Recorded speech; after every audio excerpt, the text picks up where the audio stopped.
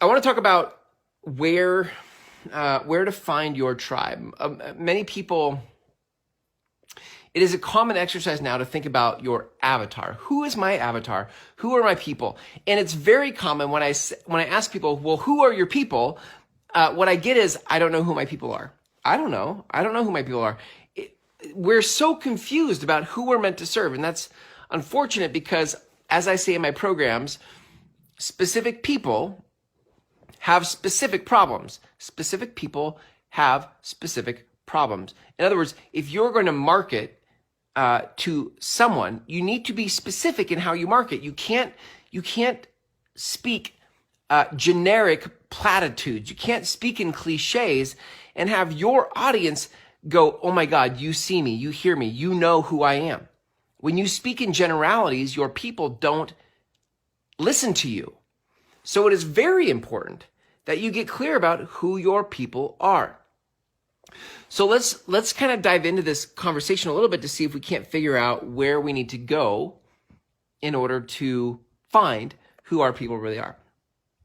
Okay, so let's recap a little bit about what I said this morning.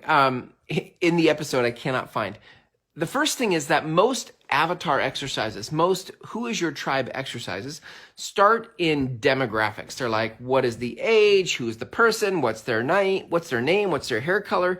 They want you to give very specifics about the demographic of who they are.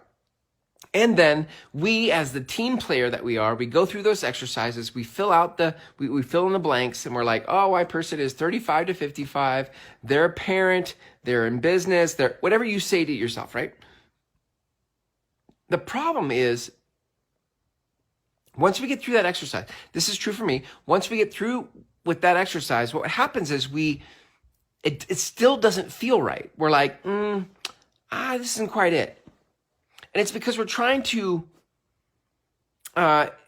squeeze a square peg in a round hole. Let me say it this way. Let's reverse how it actually works for me. Like here's what's worked for me. When you start with psychographics, not demographics, when you start with the problems and the pains of your people, not their career, not the industry they're in, not whether they're male or female, not whether they're a parent or not a parent, not how much money they have. When you start with their problems and their pains, things get really clear. So, for example, for me, what I knew was, I knew that my people were in business. So industry aside, I just knew that my people were like me. By the way, most of my people are accidental entrepreneurs. Most of my people did not think from their teenage years that they wanted to be an entrepreneur. They didn't think they wanted to be in business. They didn't know what they wanted to do. My people did not know what they wanted to do. So they got into adulthood. They're like, okay, congratulations, you are now an adult. And they're like, oh my God, what am I supposed to do? And they tried different things, different jobs, and nothing fit. And then some invitation somewhere, it could have been, by the way, it could have been network marketing. It could have been real estate. It could have been, who knows what it could have been. It was some invitation into business. And they're like, oh, I get freedom. Nobody tells me what to do.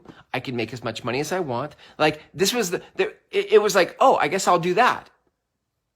It wasn't because they thought forever, like, I can't wait to be a business person. My people are accidental entrepreneurs.